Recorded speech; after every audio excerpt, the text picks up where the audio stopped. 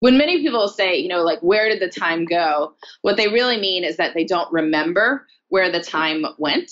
And part of not remembering where the time went is that there was nothing memorable in your time. And so, things like surfing the web, watching TV aren't all that memorable ways to spend your evening, whereas going to a big band concert is.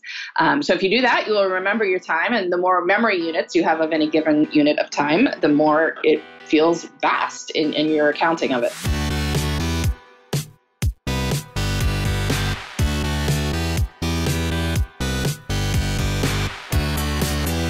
You're listening to The Successful Bookkeeper with your host, Michael Palmer. Listen each week as inspiring guests share their secrets of success to help you increase your confidence, work smarter, and build a business you love.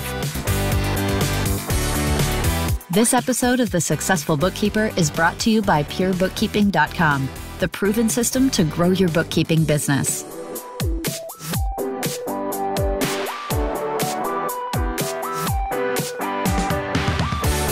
Welcome back to the Successful Bookkeeper Podcast. I am your host, Michael Palmer, and today's show is going to be a fun one. Our guest is making her return to the podcast. She is the author of various time management and productivity books, including her newest one, Off the Clock. Feel less busy while getting more done. She's a mother of 4 children, so she's always thinking of better ways to manage her time and be more productive. I'm happy to welcome back Laura Vanderkam to the show.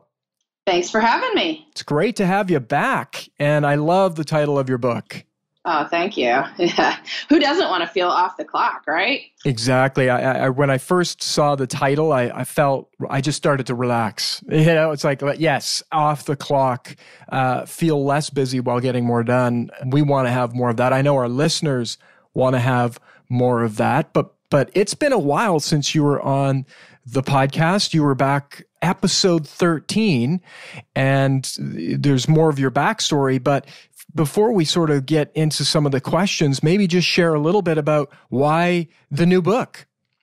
Yeah, well, I've been writing about time management and productivity for a while. And so I have lots of, strategies for people who want to manage their schedules. But I've long been interested in why some, seemingly busy people seem to feel very relaxed about time. Like why, you want to set up a meeting with them, they've got plenty of time to meet. Like they're talking to you, they're not looking at their watches to see when the next thing is starting.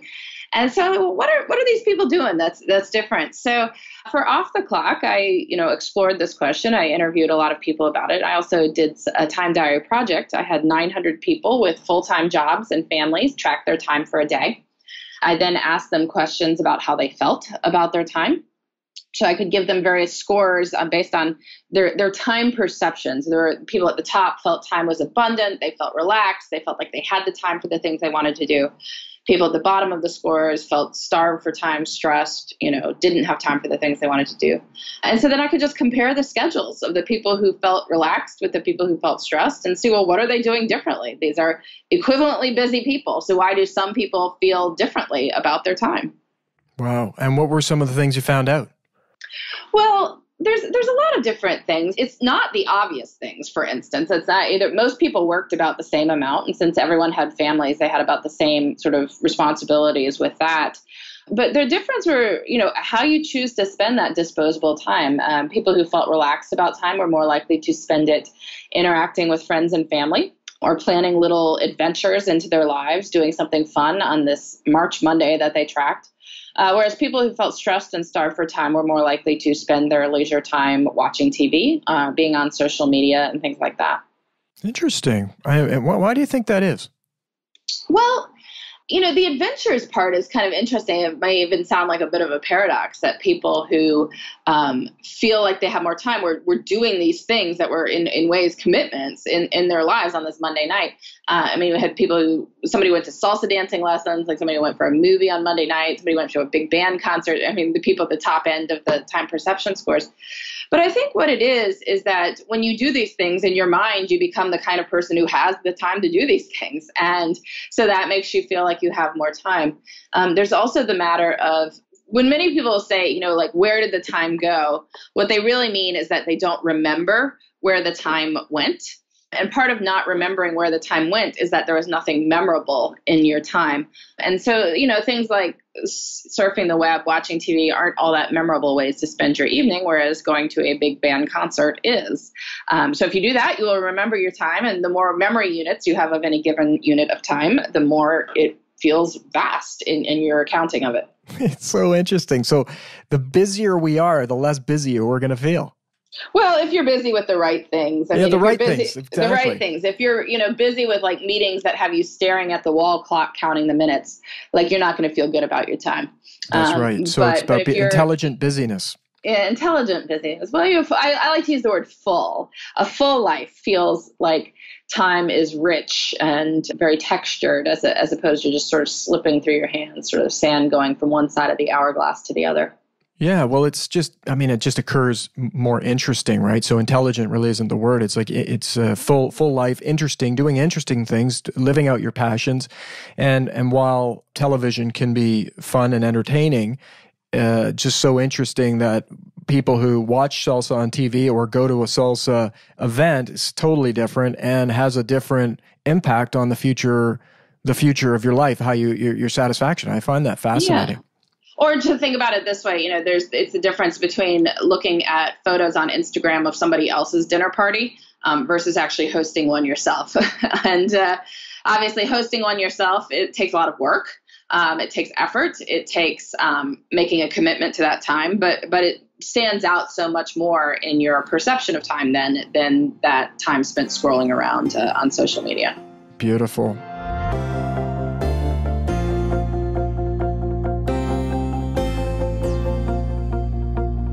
I just love that. I can just hear there's a real opportunity for everyone to stop and look at, what are they filling those little bits of time in their life with, and to test out maybe blocking out something and doing it some sort of adventure that is in line with their passion, and see what the effect of that could be. Yeah, exactly. Now, you talk about busyness, and you spell it BUSYNESS. What is this busyness that you're talking about?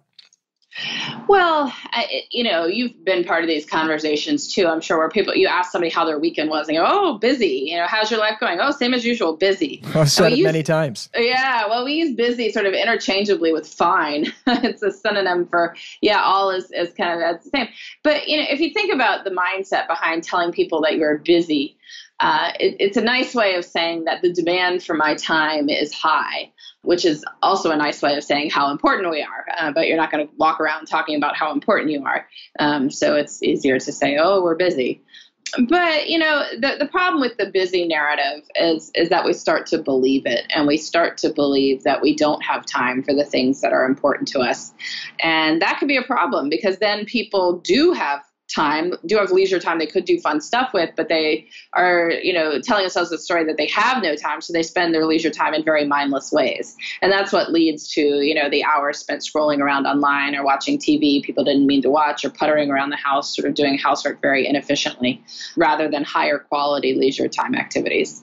That makes sense. It's this, life is so short, and it's really a perception of what our life is like. So if I know for myself, when I say I'm busy, and I say it a lot, and I've heard this conversation before, and so it's almost the minute it comes out of my mouth, I'm like, don't want to say that. But I find myself saying it, and it is absolutely accurate. It's like the more I say that, the more busy I feel, the more life is busy. And the reality is that I'm in control of my day. I'm in control of my life. I can slice things out and go different places. So if I create the new narrative, I'm going to be in better shape. I'm going to be more satisfied, more enjoyable, be able to spend more time with the people that are important to me. Exactly. I really do think that time is a choice. And I'm not saying that there aren't consequences to making different choices, because of course there are. But in the long run, we have the power to fill our lives with the things that deserve to be there. Interesting. Now, you've been at this a while. I'm really curious to know, how have you shifted in your perception of the work that you do and the people that you work with since you started? Well, I've definitely learned that, people are a good use of time. I saw that on the time diaries for off the clock. People who spent more time interacting with family and friends felt like they had more time than people who didn't make those interactions a priority. So definitely always on the lookout for ways to invest time in relationships and know that those conversations are really an important part of life. And, the issue is people often sort of relegate relationship building to time after they've done the so-called important stuff. And I even have people tell me this all the time, like, oh, I'm really good at time management. I never talk with my colleagues. Like, okay, well, that's one approach. Yeah. But it's somewhat limited in the long run in that, we're more engaged at work if we like the people we're working with. It's spending Monday with people you'd be willing to spend Sunday with is a really good way to make work feel awesome, and also it's just that other people occasionally have information that might be useful, that might be important for us to know. So these are more the substance of the work than we often think. Yeah, I agree with you 100%. And our listeners, as bookkeepers and some accountants, listeners as well, they're technical people. They're doing work that never ends. There's always something more to do it, more to check out. And what I find in the conversation is that, they're not making it up when they say, I'm swamped or I'm buried. But again, those are narratives, right? There's other ways to describe it. But in terms of the research that you've done and what you've found out, and for the type of listener that we have, what would you recommend to them to change or alter this narrative of saying, I'm busy or I'm swamped or I'm overwhelmed? I don't know if to say overwhelmed. They might experience being overwhelmed, but I don't know if they just typically say that. But there's a lot of stuff coming at them and it never ends. Yeah, well, certainly it's true that people can feel very busy. I think the best thing to do to get a hold of your time is to track it. It is really the best way to get a good sense of where the time goes and to start to change those stories that we have. Because, the honest truth is that we all have a lot going on, but often these stories make things out to be worse than they actually are. And so, we want to make sure that we are working from good data. And the only way to get that data is to, track our time. Beautiful. Figure out where it's really going. I think you've got the audience for you here. They're going to be interested. This is their wheelhouse, so to speak. Tracking, recording, documenting, making sure things are accurate. But often people don't often do these things on themselves. They do it great for other people. So this might be a good challenge, a good exercise to audit and reconcile your time and look at. Now, what's going to happen, Laura, is they're going to track their time. And I know you probably have tons of resources that would actually walk them through this and open this up for them. What would be the best place for them to go for something like this if they were going to take this on? Well, I have spreadsheets on my website that you can download. You can fill out the subscription form and I will mail you one. But you could also use one of, dozens of commercial time tracking apps on the market. Or if you have software that you're billing your time to different clients, you might be able to hack it to, have it work for your personal time too, right? To sort of think of the different things you do in your personal life as clients, if you will. And then you can use that to just track your time for all your life, not just your work time. But yeah, you want the data, you want to look at it and then say, well, what do I like about my life? There's probably something you really do. So we should celebrate whatever that is. And then you want to say, well, what do I want to do more of with my time? And then, what do I want to do less of? What do I want to change? And if you can do that, then you can start to make good choices.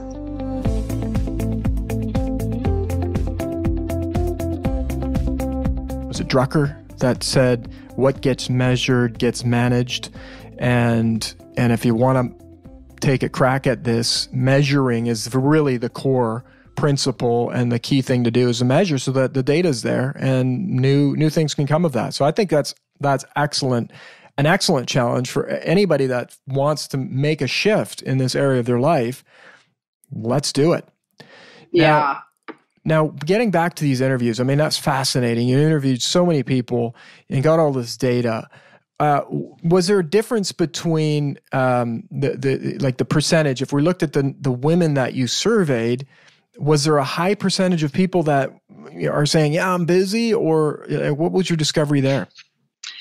Well, I mean, I think a lot of us talk about the busy thing, but I mean, it's really just, we all have the stories we tell ourselves. I choose not to use the word busy as much as I can anymore.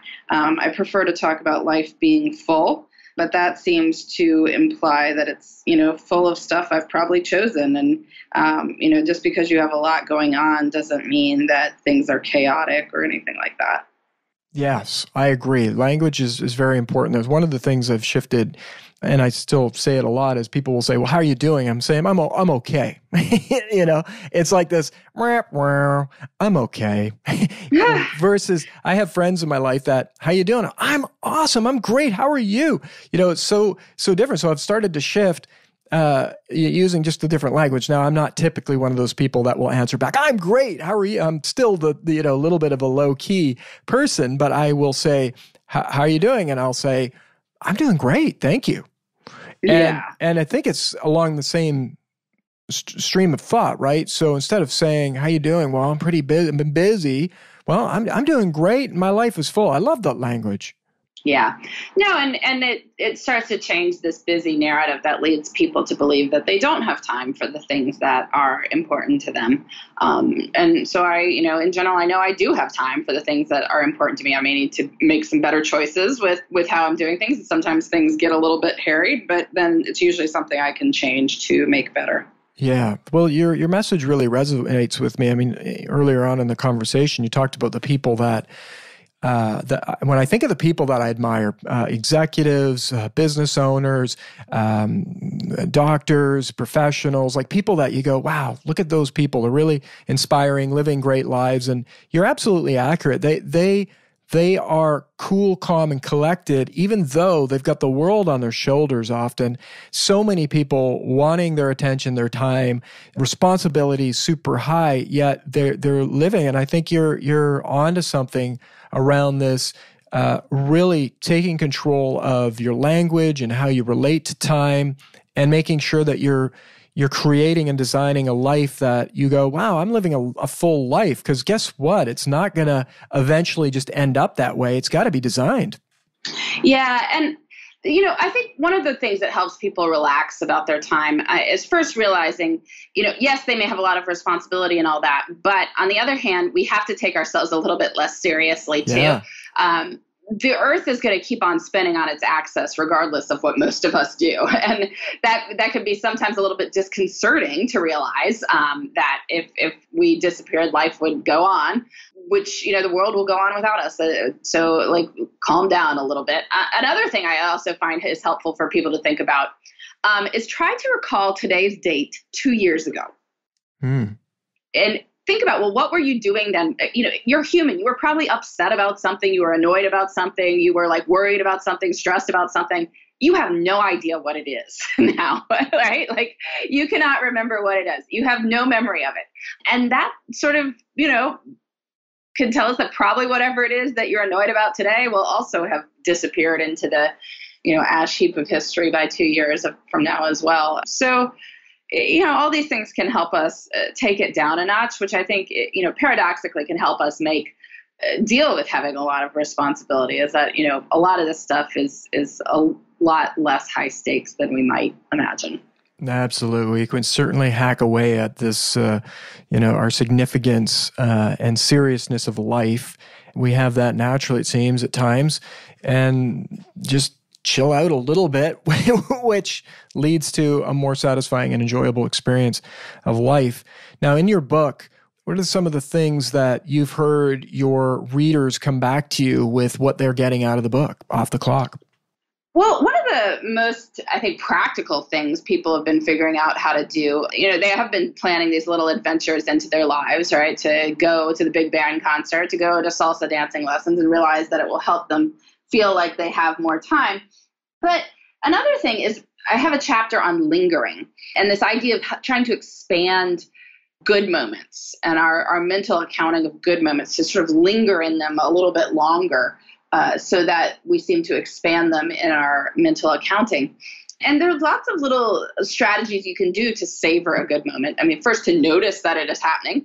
Our brains are not very good at noticing the good, so we have to train ourselves to do that. It's about planning in good things so they're coming up so that you can have that anticipation, which is very exciting.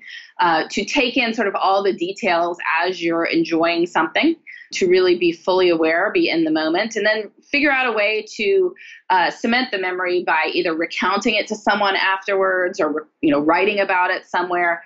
And when you do these things, even small chunks of time can become bigger in our memory of them. One of the things that I've thought about recently, I use these techniques while listening to a piece of music that I really enjoy that was sung by a soloist whose voice I really like. And the work itself is like 4 minutes long, right? It's not that big. But I knew it was coming up for weeks, so I was excited about it. I was, fully present listening to her while this music was going on. Afterwards, I wrote about it on my blog. Like, I remember those 4 minutes, But how many other periods of 4 minutes of my life I had no memory? I'm getting my coffee this morning and can barely remember that I did it. Walking through the terminal at the airport where I was yesterday. Those 4 minutes are gone. But the 4 minutes of those musics are there. And that's what savoring can do for it.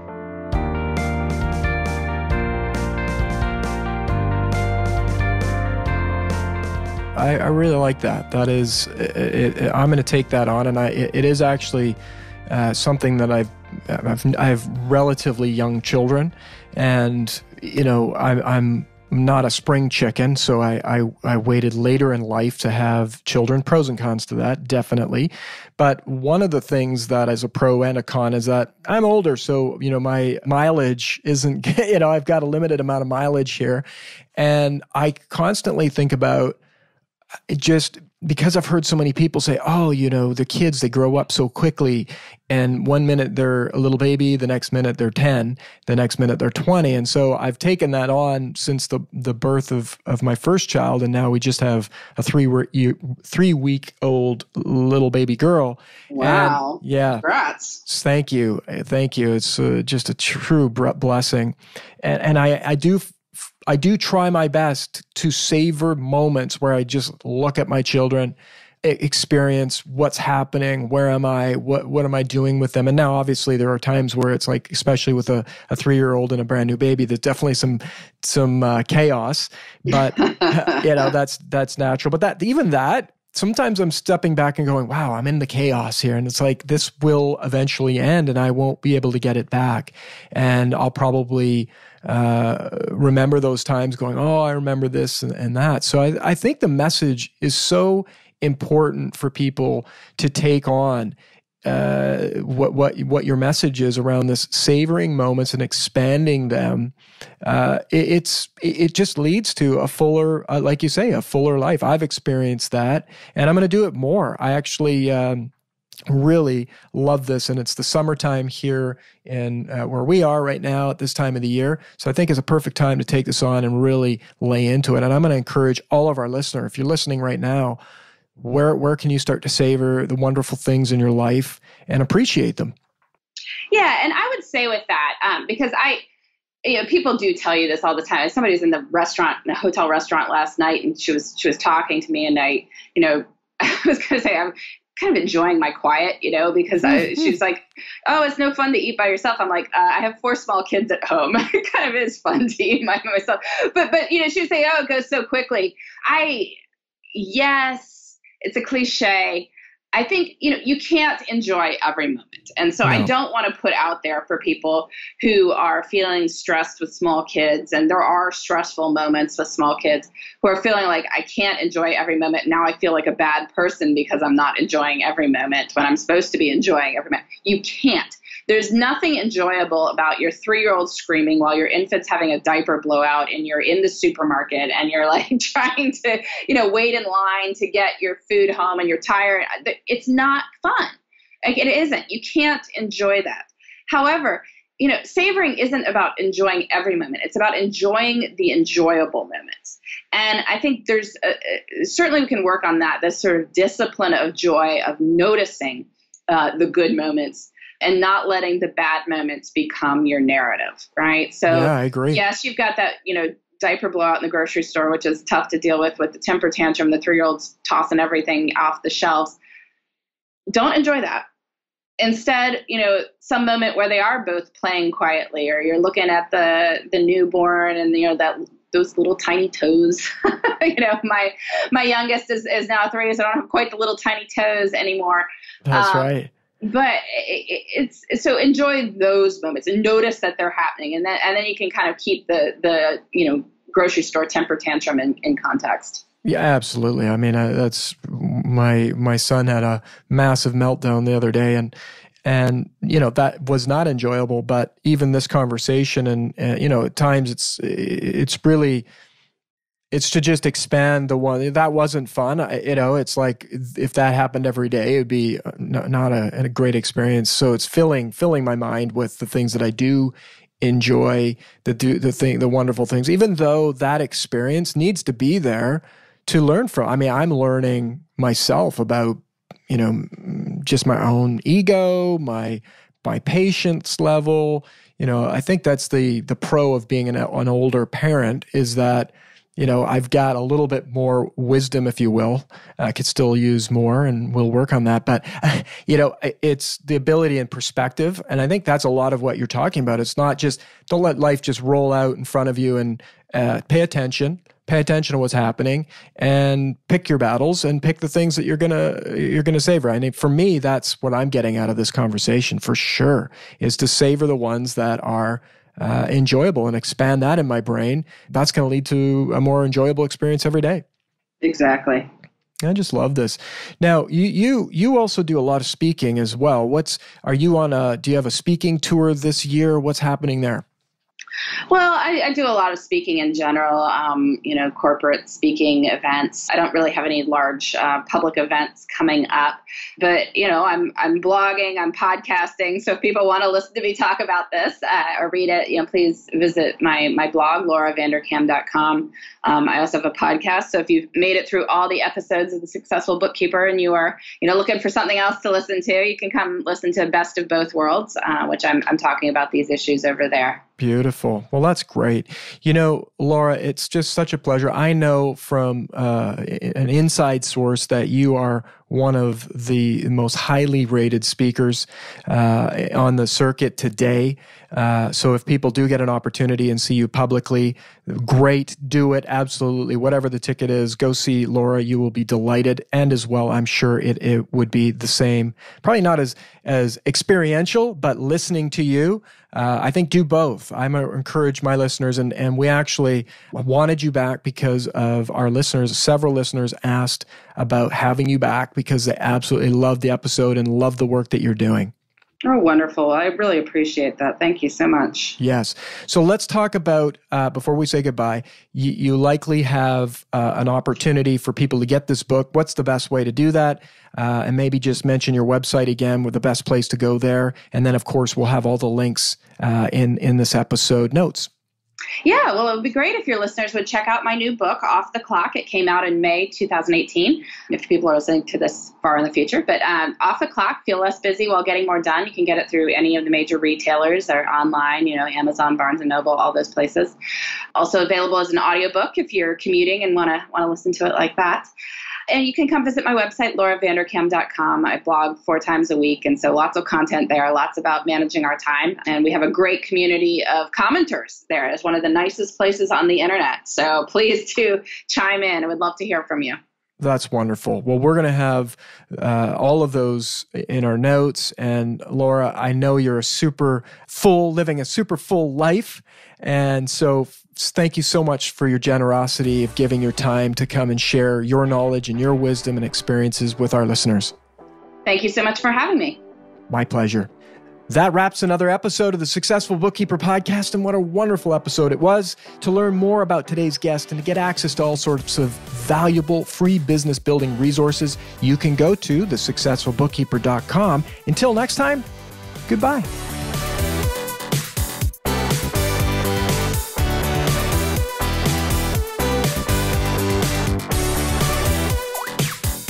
You've been listening to The Successful Bookkeeper with Michael Palmer. For more information and to download the resources mentioned in this episode, please visit us at thesuccessfulbookkeeper.com. Thank you for listening.